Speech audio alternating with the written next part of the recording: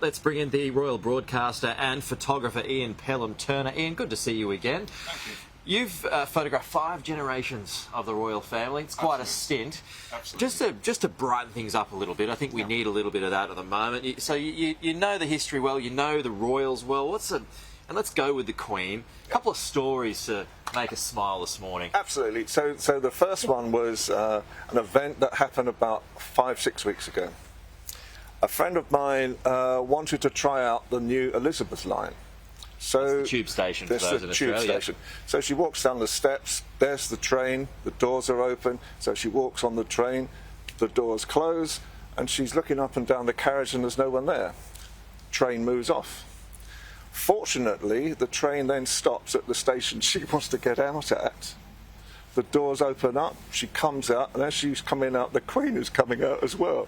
And she's gone on the official launch of the Queen Elizabeth line. Oh, wow. My goodness. Okay, I was going to ask you then whether they, reserve special trains for Her Majesty to use the tube, but no, it was an official launch of it. No, this was the launch. Wow. So that they weren't expecting her to come. And obviously she came to actually launch the Elizabeth line.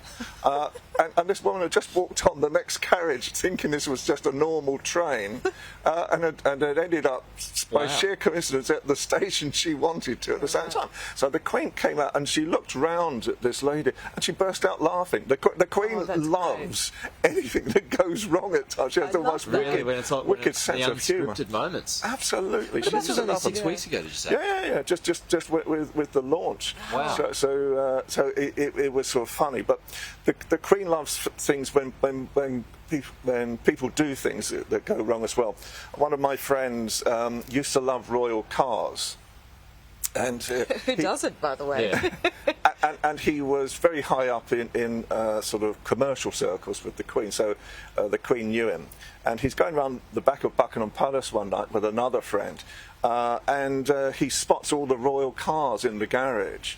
And he says to his friend, he said, I've always wondered what it's like to sit inside a royal car. Oh, sit inside one. Go and sit inside one. He says, no problem. No one's around. No one is going to know. Anyway, so he sat inside this royal car. And he's trying out all the buttons, and the windows going up and down, all this type of thing. And then all of a sudden, these headlights come round the corner. Here she is. And they hit him head on. And it's the Queen. It's the Queen driving herself back from Windsor. So he then turns around to his friend and says, what do I do? What am I going to do now? And he said, well, the Queen's smiling, the Queen's waving at you. So I said, what am I supposed to do? Wave back. Yeah. She always had these sort of very sort of stories. She just loved when things would go wrong at times as well. One of my own occasions was during the Silver Jubilee. And I was sent down to photograph the longest sausage being cooked in the world. Yeah. You've had some. I used to get all the good ones, I used to get all the good ones. And the reason why I was there, because the Queen is there, you see. Yeah. So, and it's being done in troughs up and down, and it virtually covers a lot of Hyde Park. This huge sort of length of sausage being done by the Boy Scouts Association of Great Britain. So I see the Queen at the very, very far end, and you can see this little sort of figure at the time. So I thought, well, the best thing to do is I'll go halfway down these alleys, and I'll get a picture of the Queen coming up and looking at this sausage and so forth. And what I hadn't banked on was that the entrance I'd gone in, now Prince Philip is coming down, and I'm blocked. I can't go forward and I can't go back. So the Queen is coming up and down these alleyways, and she finally gets to the alleyway where I'm at, and I'm thinking, what do I do?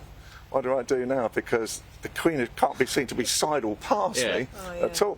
So the only thing I could do was curl underneath this sort of sausage rack, if you like.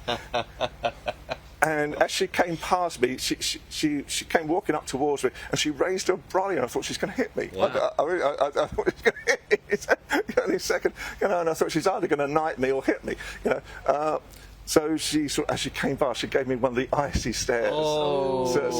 So sometimes you could go wrong. So she could do that.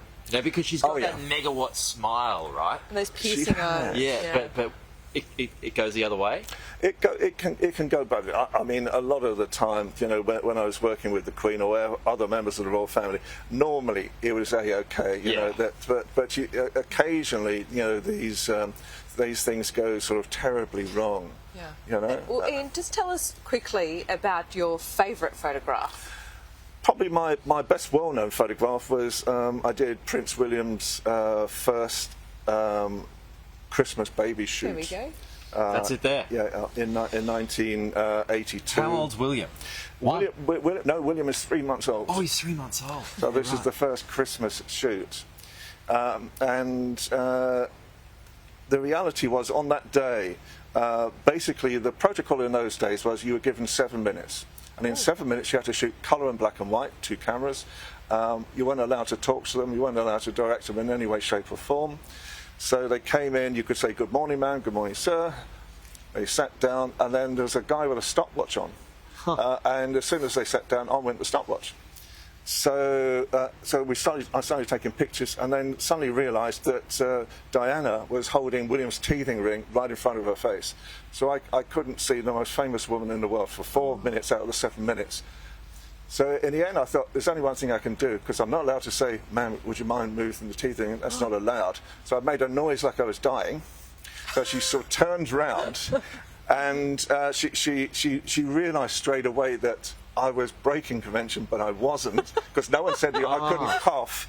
No one said I couldn't cough. Oh, so you coughed like you were dying. Absolutely. Yeah, right. But good on Diana for sort of knowing what you were up to. And so she then pulled The royal language. She then pulled the teething ring away. Willie went to grab the teething ring, and it was a very, very famous shot. Oh, but good. then it didn't stop, because then Diana decided to rush into the situation, and then for another 8 minutes she was throwing William up and down, and then Charles grabs William and puts him on his knee, and they're both competing against each other to who's going to get the front page picture of baby William. Wow, there you go.